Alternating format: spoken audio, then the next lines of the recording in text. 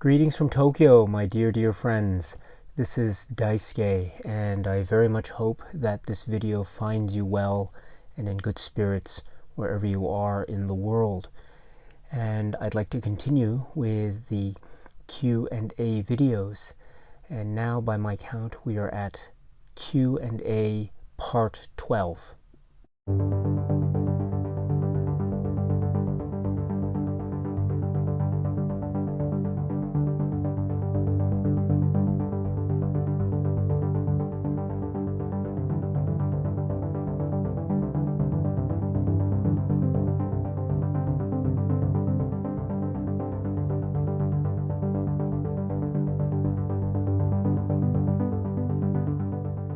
So I will pick up where I last left off at the question video where you left your questions in the comment section of that video. So thank you very much for that.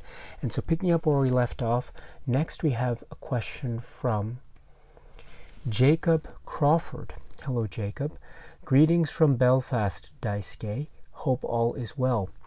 I'm curious how familiar you are with Irish cinema, such as the works of directors like Jim Sheridan and Neil Jordan, and have you ever been here to the Emerald Isle? P.S. If you haven't already seen it, I would recommend The Field as a noteworthy Irish film. I already asked this, but pretty sure it didn't upload before. Okay, so thank you very much, Jacob. And yes, I believe I might have responded to this same question where it was maybe posted under a different video, I think. And so, but let me answer right now. And I think it's a great question, or a number of questions. So I've never been to Ireland. I've never had the pleasure of visiting Ireland, unfortunately.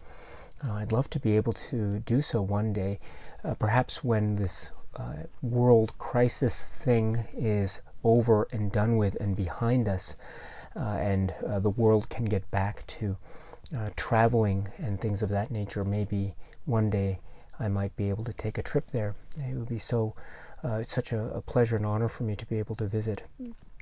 And you ask about Irish cinema, or you mentioned certain filmmakers, and so you mentioned Neil Jordan. And so yes, I'm familiar with the works of Neil Jordan. I'm particularly fond of films, for instance, well, there's of course Mona Lisa, and Michael Collins, and The Crying Game, and also The Interview with the Vampire, etc. And Jim Sheridan, also very interesting, quite emotional. So you mentioned, there's In the Name of the Father, and My Left Foot as examples, and also The Boxer as well.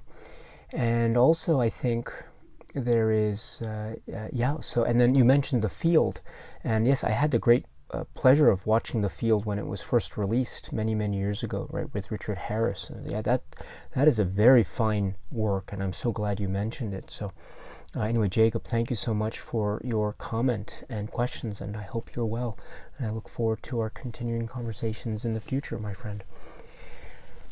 Next is Nick Greene. So hello, Nick, and you say, "Hi Daisuke, it's been a while, my friend. I'm not sure if you have answered this question before, as I have yet to go through all of the videos, but I was wondering what you thought of the Criterion menus." Oh, it's interesting.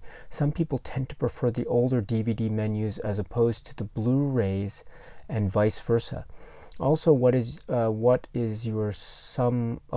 are some of your favorite menus on Criterion? Thanks for getting around to my question. I hope you and your family are safe. Well, thank you very much, Nick.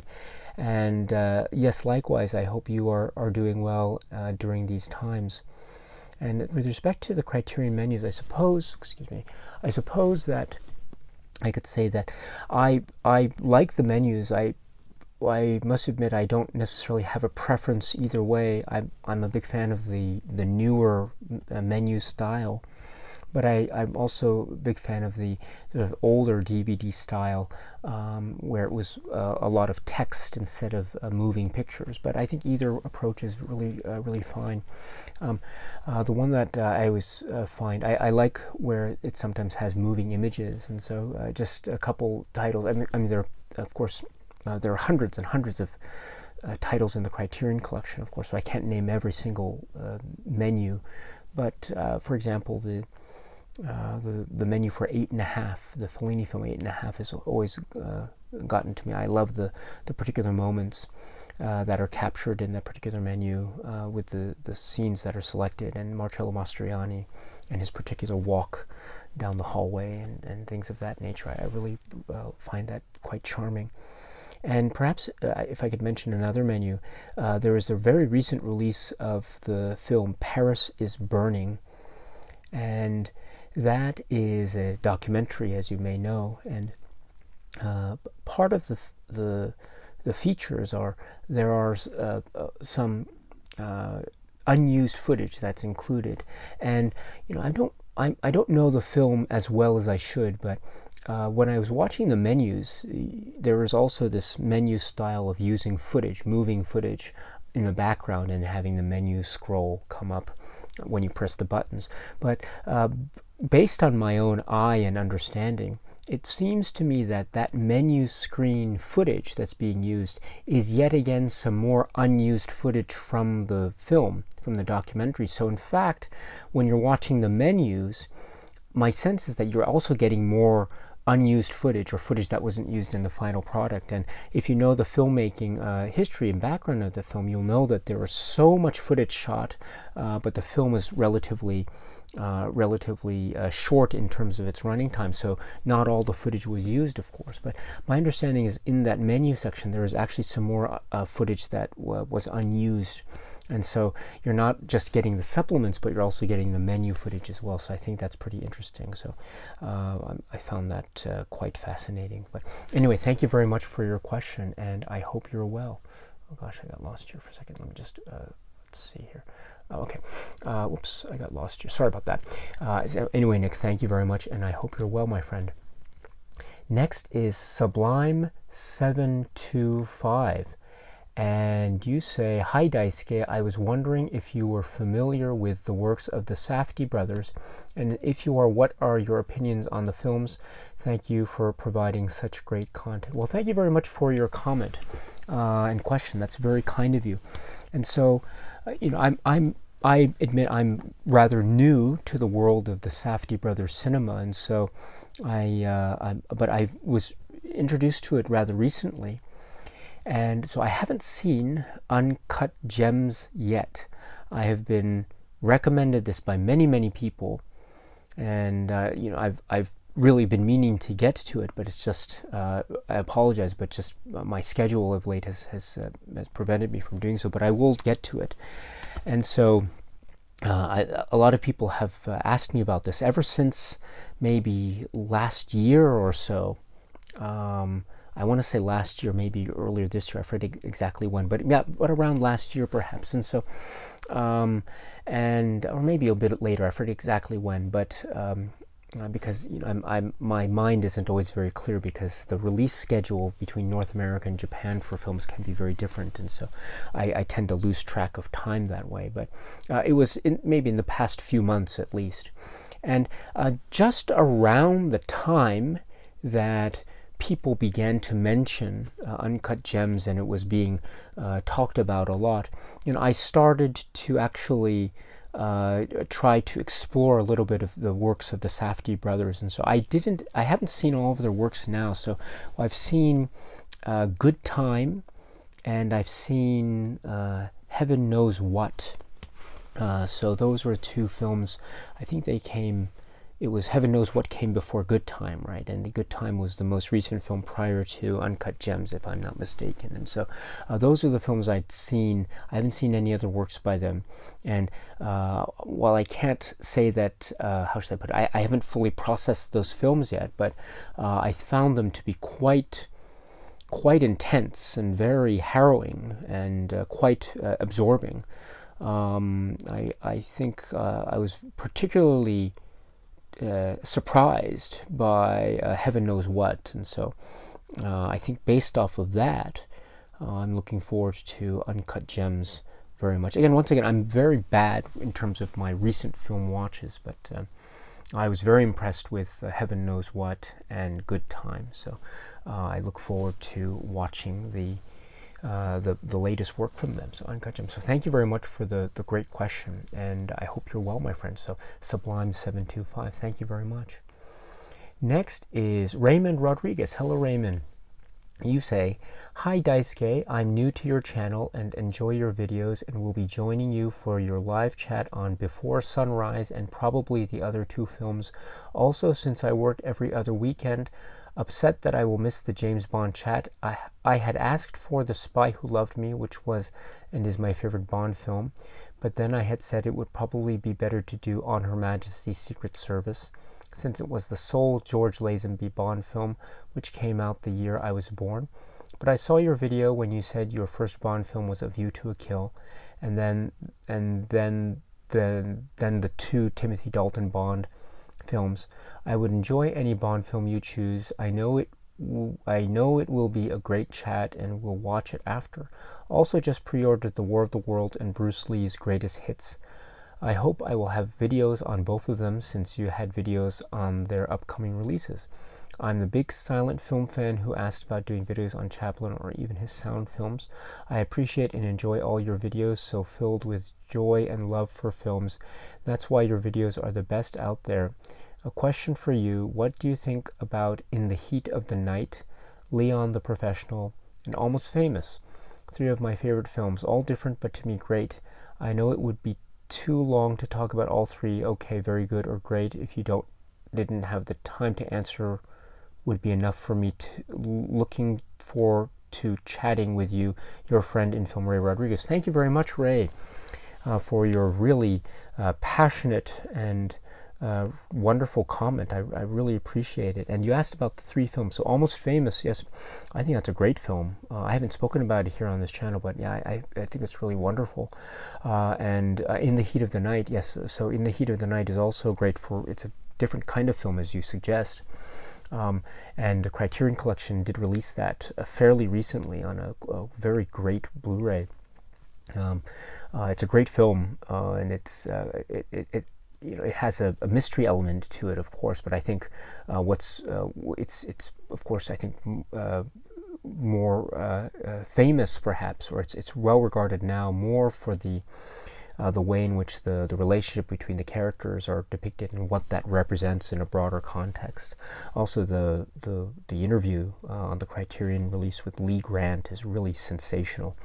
And then you also mentioned Leon the Professional. So yes, I haven't spoken about this film either, but this is a film that I also like very much. I don't know if I'm the biggest expert in Leon the Professional as much as other people, but I do admire it very much. And it came out when I was young, and so it was always in the air when I was growing up. So three very good choices, again, very different from each other. So I'm very impressed, as always, with your wide range of film taste, my friend. It's well done, well done. I look forward to learning more from you, and I look forward to your teaching me and showing me your knowledge in cinema. It's really great. So thank you very much. And I hope you're well. And let's see, next is Philosophical Moon Powder. Hello, it's nice to see you. So you say, hello Daisuke, I was wondering what you think about the film director Mikhail Haneke, and more specifically, what do you think about the way he depicts violence in his films? Okay, that's interesting. So I think that's a very good question, so thank you very much. And I think that I haven't spoken about Haneke's works here on this channel, but I would love the opportunity one day to do so. I think he's very probing. His works are very intense, obviously, for quite different reasons. I haven't seen his most recent work, Happy End. I haven't seen this film yet. I really need to, but I haven't seen it yet. I've seen his other works, Amour or The White Ribbon, Cachet, Funny Games, both versions, Funny Games. the piano teacher, etc. And so I think, and you talk about violence, and so I don't necessarily want to be specific about the uses of violence, because I don't want to spoil it for anyone who hasn't seen a Haneke work. But let me just try to be as vague and general as possible. And I think since you know Haneke's works, you'll probably I'll try to express what I'm trying to say, but maybe you'll get what I'm saying, which is that I think his use of violence is always very pointed, very raw, quite unsettling, incredibly unsettling. And I think it's always meant to show us something. It's always meant to connect with something that has a meaning or a purpose. It's never arbitrary. It might feel that way sometimes, and in fact, even that feeling of arbitrariness, I think, is itself non-arbitrary. Or in other words, there's always a point to the arbitrariness because it's being captured in this art form. And so, I always find that to be at the very heart of when he employs that kind of depiction in his films. And even when it's very unpleasant, there is always a kind of purpose or tool to that. And so that's my general take. Again, I can go into more specifics if and when I can perhaps talk more about his works on this channel. But until then, I'll just leave it at that as a general statement. But hopefully one day maybe I can talk about his works later on this channel. But thank you so much, my dear friend, for a great question, and I hope you're well. Let's see. So next is, oh great, next is Alan, our dear friend Alan again. So hello again, my dear friend Daisuke. Another question, if I may, and I apologize in advance if someone has asked a similar question. If you could only sit down with 3 directors from the entire history of cinema and ask them questions either about their films or their influences or their lives, which 3 would you choose? I have, but I might have received a similar question like this, but I could mention many more. There are many more film directors I'd love to be able to sit down with and meet and just talk to them about stuff, about life and about cinema. Perhaps I would love to maybe talk with Sidney Lumet. I mean, he's now, of course, the late Sidney Lumet, but I can imagine that he would have had so many stories to tell about the many different, let's say, actors that he worked with, because he has such a wide filmography, working with so many different actors and different kinds of actors, or different trained actors from different training schools, some from the theater, or some from even subgroups or subcategories of the theater, and things of that nature. So I'm sure he must have a lot of stories to tell. It'll be interesting to hear what it is he has to say. And you mentioned 3, so let me think of another one. Maybe I would love to hear about I guess a filmmaker that I've always found very beautifully enigmatic in terms of her work, but also very soulful and humanist, is Chantal Akerman, also unfortunately the late Chantal Akerman. And so I would have loved to had the opportunity to just ask her about just her approach to cinema, because it's so obvious that her approach to cinema is oftentimes linked with her own life or her own personal philosophy or outlook towards certain aspects of life in general, or relationships, or a family, and that sort of thing. And so I would have loved to have been able to ask her questions about just her philosophical outlook and how it figures into specific moments in her cinema. But that's 2. And I think the third, who would be the third? Again, there are so many to choose from, I suppose. Maybe I've mentioned him before, but let me mention him again. John Waters. I'd love to be able to talk with John Waters. He seems like such an exciting, intelligent, vibrant, funny individual. There's so many stories to tell. Whenever you see an interview with him, or I see an interview with him, I'm just laughing out loud because he's got such great comedic timing, and everything he says is also so on point. And so I'm laughing, and at the same time I'm being inspired, or I'm learning something new. And so I can just imagine the kinds of conversations that he would lead us through. So John Waters, I think, would be the third. But of course there are many others, and I think my answer could change depending on the day. So, but anyway, thank you so much for the great question, and I hope you're well. Let's see. Next is the Horse Box. Oh, hello. I hope you're doing well, my dear friend. And you say, "Hi Daisuke, I think it is late for this, but I did not want to miss the opportunity to try it and leave you my question. If you already have too many to answer, do not worry about doing it with this one too." No, not a problem at all. Thank you for leaving the question behind, taking the time to write it. I'm honored. I'm very flattered, my friend. So, you ask, my question is this: when you watch a movie, there are shots that stay engraved in your mind in such a way that when you think about that movie, you automatically think about that shot. I like how you said that, my friend. Engraved in your mind. It is something that I do frequently. For example, when I think of Stalker, the image of the little girl at the table watching the glasses move comes to mind. Could you tell us some of the plans that you like? The plans that you like or remember, maybe the scenes? Could you tell some of the scenes that you like or remember the most? Okay, so I love the question. I love how you worded it, my friend.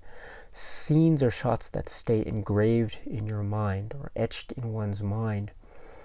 I'll try to be as vague as possible. I don't want to make too many specifics lest I spoil them for anyone who might not have seen the films. But I suppose I could. There's too many to mention, but if I could pick a couple off the top of my head at the moment, I think I could say shots from Kurosawa's Ran, or even Kurosawa's film Yojimbo. There's talk about films that employ really precise type of cinematic geometry. But also employ that geometry in a way that's still exciting, enthralling, engrossing, sometimes even horrific, or in the case of Ron, perhaps not sometimes, but quite many a time, quite horrific. And there are some shots in particular. I think there were many shots in Yojimbo, for example, but I don't want to pick any toward the middle or the end, but let me pick the very beginning, the opening shot, the credits, and the wonderful mountain landscape and our hero walking through, and then the music, and then his walk, his iconic walk, the Mifune walk, which is one of the great sort of walks in cinematic history. I think it's up there with like Fred Astaire or Henry Fonda. I think Toshiro Mifune. Yeah. So that shot always stays in my mind, and I not only just the shot but also the music. The music has a really wonderful thunderous beat to it, and so I think of the shot and I also recall the music in my ears. So, but that's, I think, one example. And so yeah. But again, I could go on and on about this. But and I like your example of Stalker, by the way, my friend. I think it's great. So anyway, thank you so much, my dear friend, and I hope you're well and stay safe and stay healthy, my friend. Next is great, Hultaizm. Hultaizm, and I apologize if my pronunciation of your name is incorrect. So anyway, let me say, and if I'm incorrect, I deeply apologize. But you say, "Dear Daisuke, as I have finished watching your Carpenter and Argento review series, I would love to ask you about your general opinion on horror." Okay, what are your thoughts on this genre? One of my favorite directors, the late, great Wes Craven, once said that horrors are not creating fear, they release it. He claimed it is a valuable experience, that you can work out your personal issues and fears in safe space of cinema. He also said that horror is great medium because you can use this genre to talk about anything. Would you agree with that? If you don't mind, can you also talk in a few sentences about your favorite horror movies or genre directors. Thank you in advance for your answer. Cheers, Oscar. So thank you very much for your great question. I love how you worded it. You have a great way with words, my friend. And so yes, I agree in terms of the horror genre. I acknowledge from the outset that the horror genre is not for everyone, and I don't expect it to be for everyone. And even if I come across an opinion from someone who loathes the horror genre, I think that's perfectly legitimate and reasonable. And it's not up to me to try to debate with that person or convince that person otherwise. Even if someone, let me just then say also that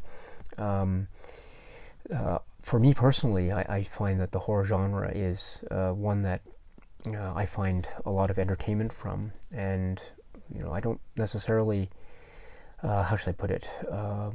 I think there's a lot of creativity in the horror genre, and I think of it. I understand what you're saying about Wes Craven, and I actually agree with that very much. And there's a sort of artistic catharsis. I don't know if that's a phrase, but it's this thing where one sees a work of art and it somehow addresses some kind of issue, whether it be personal or not, or it works out certain points about society or about a particular moment. And again, that can be connected to the viewer in a direct way or an indirect way or not directly at all. And so whatever the case may be, I do find that what you're saying is very legitimate and apt. And I agree with that kind of approach, as you quoted Wes Craven there. I'd also add perhaps that I always thought of it as, how should I put it? What is the phrase? What came first, the chicken or the egg? And what comes first? Is it, the things that are depicted in horror films are themselves undeniably quite horrific and quite sometimes quite disgusting or quite disturbing.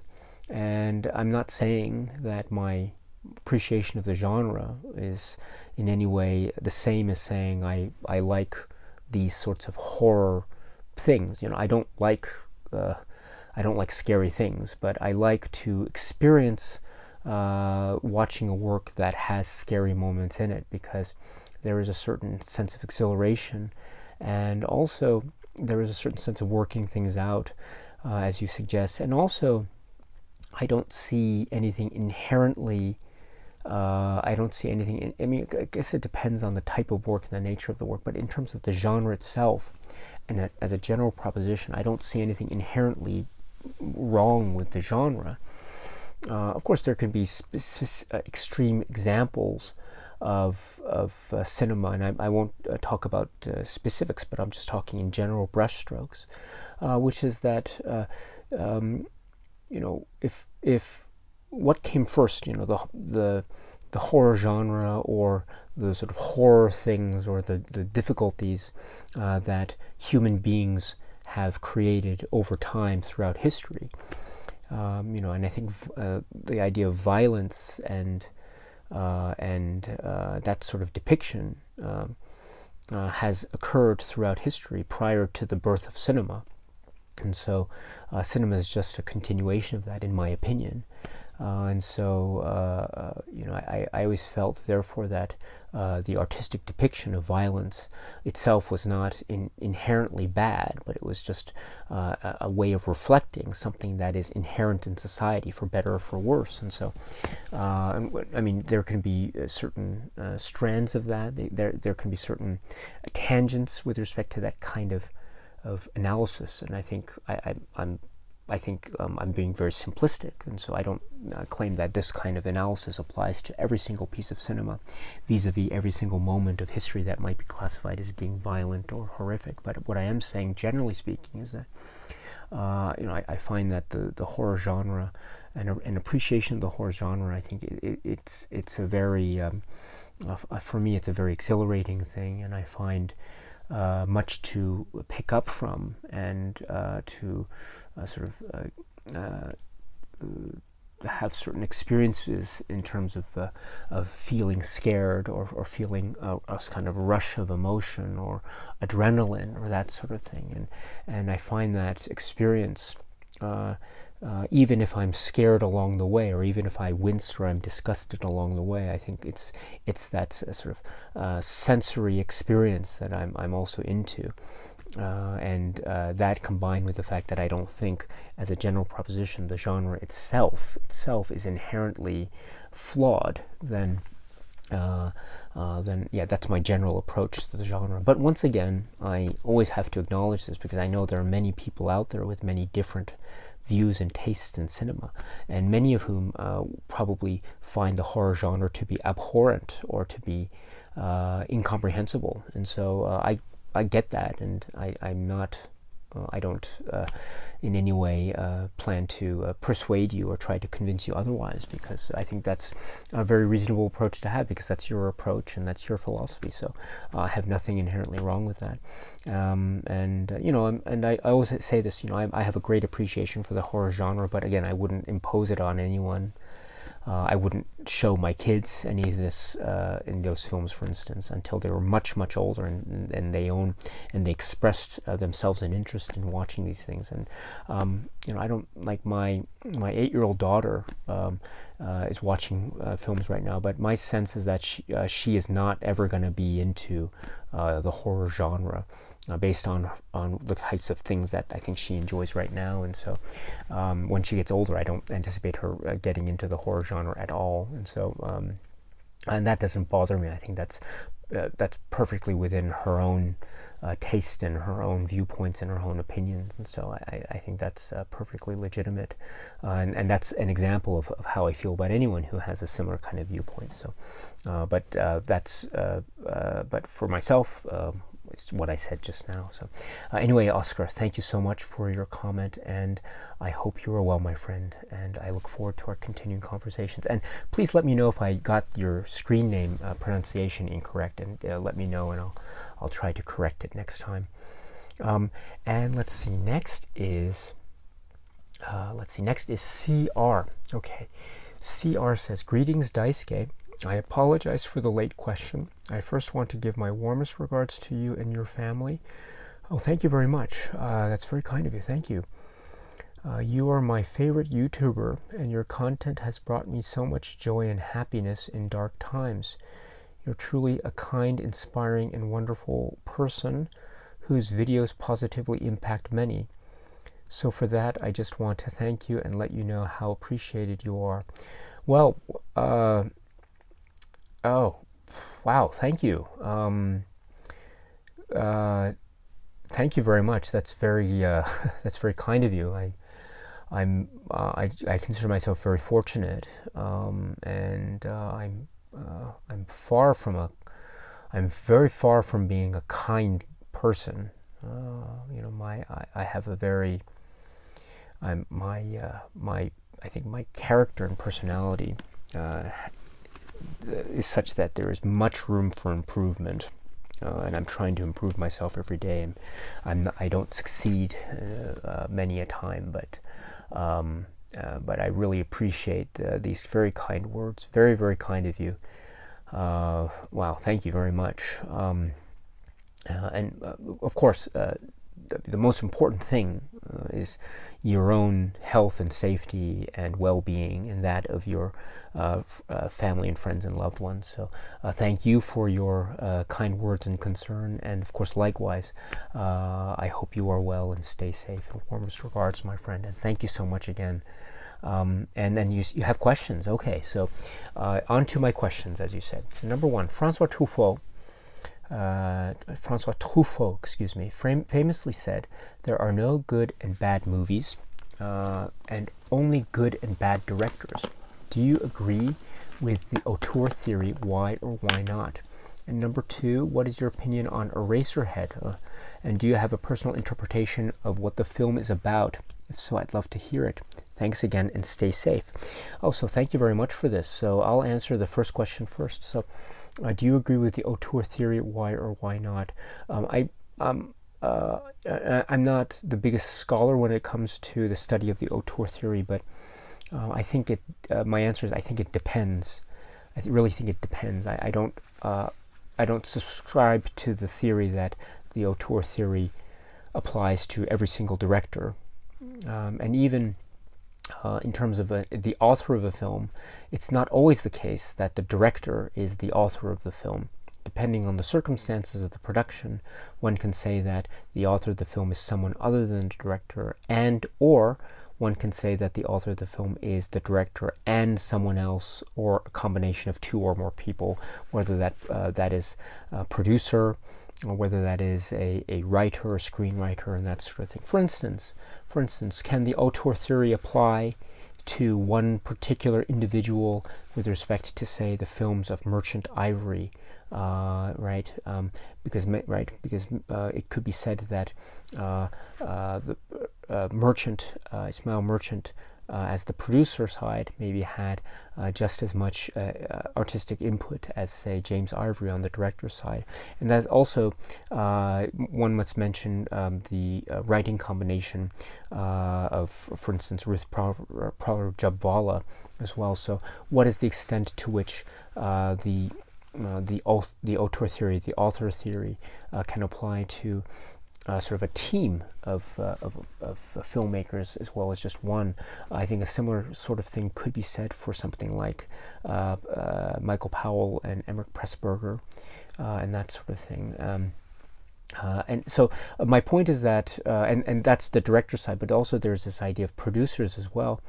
Sometimes you have situations where producers have a really strong input and imprint. I mean, much is mentioned, for instance, about George Lucas and Star Wars, but we have to remember, of course, at least on paper anyway, and in terms of the actual movement of the production, George Lucas didn't direct the second and third of the original trilogy films, and so, but he had his hand creatively on the whole process, of course, was a producer, executive producer, and so.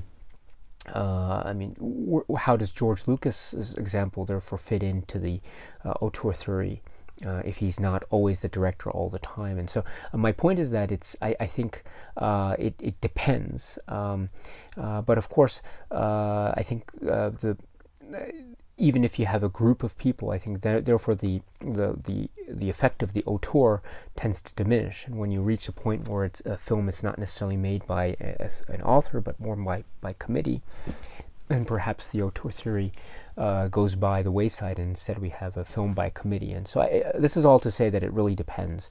If you have a filmmaker that has a very strong will and is able to express his or her wishes or plans in a concrete way, to transmit his or her ideas clearly enough to be able to get the crew and cast to do what it is he or she would like them to do in terms of an artistic vision, then yes, of course, then the theory could apply. But I think it's a case-by-case situation. I really do. But that's not to say that it is a faulty theory. But I do think it's a case-by-case situation. And then your second question is, what is your opinion on Eraserhead? And do you have a personal interpretation of what the film is about? Yes, I do. I don't want to talk too much about it because I don't want to spoil it for anyone who hasn't seen the film. But I could. So instead of talking about the interpretation part of it, maybe I'll save that for a separate video where I can talk in more detail about the film, because I am planning to talk more about the works of David Lynch on this channel one of these days. I'm not sure to what extent I'll be able to do that, but I am planning that. So let me save a specific plot-centric discussion of Eraserhead for that particular occasion. But in a general sense, Eraserhead is a film that I absolutely adore. I think for me, it came at a time just around. Well, I was born in '79, so it was around right when I was a baby, and it's always been around. It's always been sort of the ether, if you will. So for me, it feels almost like a fundamental thing. I think I might have spoken about it briefly on this channel somewhere. I think, if I recall, I might have described it as being it's almost like elemental or fundamental in terms of filmmaking, because it has a very how should I put it? There's a real purposeful ambiguity that I think is very beautiful about the film, but its ambiguity means that there are many things that are left unspoken about the film, and so it's to me it therefore feels very elemental.